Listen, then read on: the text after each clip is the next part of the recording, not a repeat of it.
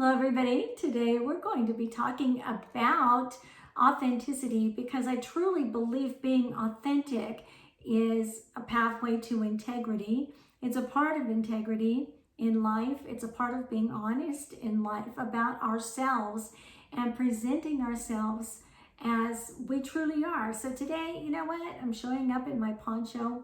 You might hear the air conditioning cycling. I'm letting it do that because it's new and we want it to be able to do that and know that it's functioning. But I'm talking about authenticity because it is a goal that we really should have when it comes to healing in our healing path, whether it's our Reiki path, whether it's just going through and excavating some of the stuff inside of us and working towards manifesting things and being authentic. When you're authentic and you present yourself to the world and to the universe says, okay, I'm going to give you exactly what you are presenting to this earth. And when you're honest with yourself and you are your authentic self, you become very powerful because you are unique. You are here for a purpose, and being authentic is the greatest pathway to your purpose. One of the authentic things I just really want to address for me, and you may identify, is going through grief. And that just happens to be one of my, part of my life path right now is being authentic through my grief path. Grieving the loss of a loved one is very inconvenient. It really disrupts your life and it makes people uncomfortable to be around them. And so I've come to a point where I don't want to be around people too much because it really does make them uncomfortable, and it makes me uncomfortable when I know they are. But part of being in that grief is the crying and being authentic during that crying, segments, or during those moments when the tears well up. And, grief makes you sensitive to everything. It really does. And it's a part of healing as well. It shows us a part of ourselves that we forgot existed. It makes us stronger. As much as we feel really, really weak and broken down, it really does make us stronger. It breaks us down to the raw core of who we are. And because that happens, it brings up to the surface a lot of things that we see now differently. So it is really a pathway to growing up. It's a pathway to overcoming, and it is a pathway to being authentic. Now, I really want to read a passage, and I'm sorry it's a little bit long. I'm going to put my bookmark over here. And it is by one of my favorite authors, Iyanla Vanzant. I don't want to say that wrong.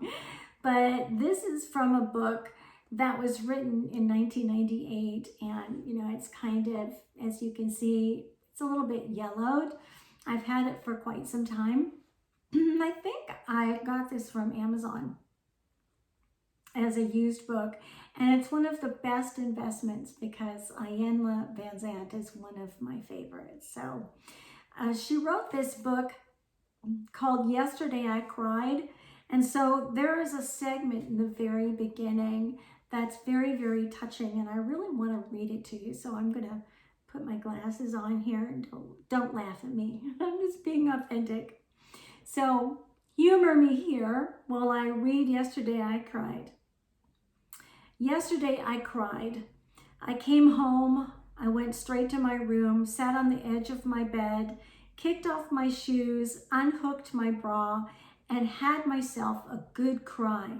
I'm telling you, I cried until my nose was running all over the silk blouse I got on sale.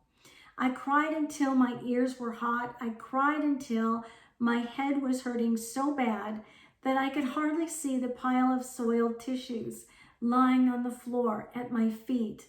I want you to understand, I had myself a really good cry yesterday. Yesterday I cried for all the days that I was too busy or too tired or too mad to cry.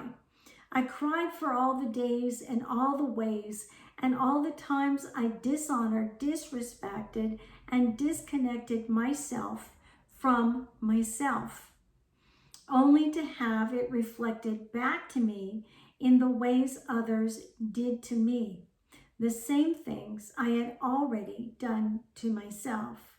I cried for all the things I had given, only to have them stolen, for all the things I had asked for that had yet to show up, for all the things I had accomplished, only to give them away to people in circumstances which left me feeling empty and battered and plain and old and used.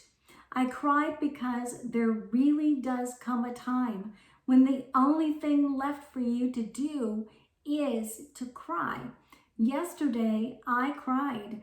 I cried because little boys get left by their daddies and little girls get forgotten by their mommies. And daddies don't know what to do, so they leave, and mommies get left, so they get mad. I cried because I had a little boy, and because I was a little girl, and because I was a mommy who didn't know what to do, and because I wanted my daddy to be there for me so badly until I ached. Yesterday I cried. I cried because I hurt. I cried because I was hurt. I cried because hurt has no place to go except deeper into the pain that caused it in the first place. And when it gets there, the hurt wakes you up.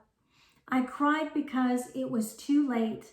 I cried because it was time. I cried because my soul knew that I didn't know that my soul knew everything I needed to know. I cried a soulful cry yesterday, and it felt so good. It felt so very, very bad.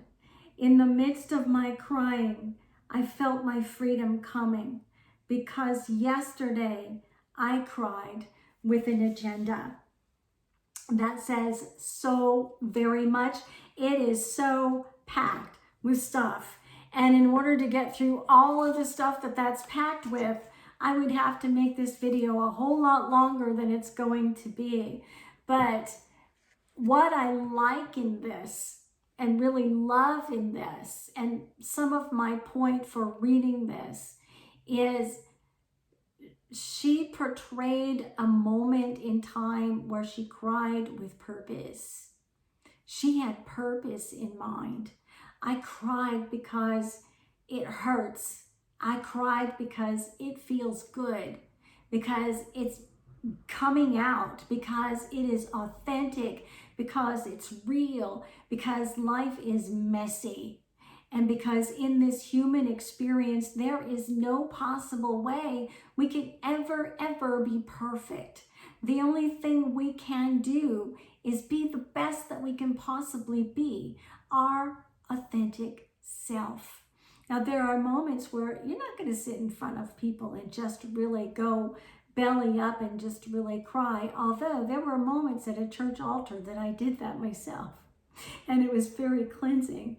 But there is nothing more precious than being in the presence of all that is God, the love that is greater than any love that could ever be, that love that created you and that knows you better than you even know yourself, that knows everything that is within you, because that source of light and love is within you and around you. It is cleansing because all that helps you and assists you in the spirit is around you. The angelic presence, however you believe, is all there. Your higher self, the truth of who you are, your authenticity is there with you at that moment. And there's never a healing moment as great as that. It's authentic, it's beautiful, it's hard, it's harsh, it wears you out, it breaks you down. And then, my dear one, it builds you up. It builds you up. It is cleansing. It is edifying. It's illuminating. And yes, it hurts. You know, I went through my grief period and still going through my grief period. And it's been so difficult that I need to see a doctor for one side of my face because it did so much. I don't want to say damage because I'm not sure that's what it is, but it really hurt one side of my eye and my sinus cavities. I'm telling you, I really bellied up and cried, and that's the only way I knew that I can come to a place where I will be my authentic self, only more than before. You know, when somebody who is a loved one passes away and their body dies, we miss that person so much. And it's very inconvenient. It takes life and it breaks it into before this happened and after this happened. And that's the same thing that happened with Jesus, isn't it? When he went to the cross, and it was that day that he hung there in front of many people, and he died through his human self. His humanity actually died in front of people who watched them, and they mourned and they grieved because of the love that they felt for him. But it was such a significant moment in time. And of course, you know, the story turns out really well because he rose again. He is risen. He came up from the ashes, up out of the tomb. And it's so significant and so authentic and so beautiful and miraculous that we actually divide time according to before his life came to this earth in human body and after he left his human body. And that's how it feels when something really dynamic and life-changing happens in your life or occurs in your life that really brings you to your knees. It brings you to a place where you divide time. This is the time before this happened. That was then. That was the past. And now things have obviously changed because this is the time after this event has occurred. If you haven't learned anything ever about Jesus, learn this. I mean, there are so many things to learn regarding him, but his presence on this earth was so significant, and his passing was so dynamically difficult for so many, and his rising was so miraculous, coming up from the ashes that we divided time as it was, and then between that and as it now is. So I'm using that example because it's the greatest example ever. It is the example of healing to its highest level. This is how I was before this thing occurred, and this is how I am now and how my life is, because it made me more authentic. It brought more illumination to me as a person, as a human, as, you know, what I do and how I breathe in this life and what I present. It is life-changing. When something very dramatic happens, your life changes forever. And if you think it doesn't, think again. It either goes and changes for, I want to say, the worst, because it's brought the worst out in you, or it changes for the better because it has altered your perspective so much that you have made a shift in your awakening process that it's been life-changing. And sometimes it's a little of both. I've seen both of those things in me during my grief process. I actually changed for the worst. I went through some of the worst in my life. My cat is meowing. She's like, I want your attention, Mama. And then I came to a place where I started to feel where it's bringing the best out in me. Bunny, it's not all about you. She sounds so desperate. There isn't anything she really needs. She has everything that she needs. Bunny, what is your problem today? My goodness. She's being her authentic self. She's saying, Mom, I'm complaining. My life has been disrupted. You're not paying attention to me. I'm just being my authentic self. I just love her. She's just the greatest companion ever. You know, being authentic is so healing. We present ourselves to the world just as we are. When we go through things that are very difficult, life-changing questions, life-changing decisions, we do some stripping of some of what we were. It's like the layers of an onion begin to strip off, and some of the depth of what's inside of us begins to show and shine, and that's what I call soul shine. And it brings a vibrance to your existence and how you present yourself in life. It really does. And not everybody's going to understand it. Not everybody's going to embrace it. Sometimes you have to make decisions that not everybody likes. They think you're being mean. They think that because you've, left or turned into a new direction, they think you're being cruel, or, you've done something bad to them. You got to understand, people come into our lives for a reason, a season, or a lifetime. We hold on to things so tightly because we think that that's our security. Our security is in here. It's in here. So remember that. Embrace your authenticity. Embrace that process to becoming authentic is very healing to your soul. And that whatever happens, whether you need to leave a situation and people behind because your life is going through the current, you're following the current in your life to a new destination, then that is how it has to be. People might squawk just like Bunny's been squawking. She's not getting what she wants from me right now, which is my undivided attention. And it just might happen, but it's not meant to be cruel. It's meant to be a blessing, because people need to learn to also be authentic and to grow up to be their authentic self.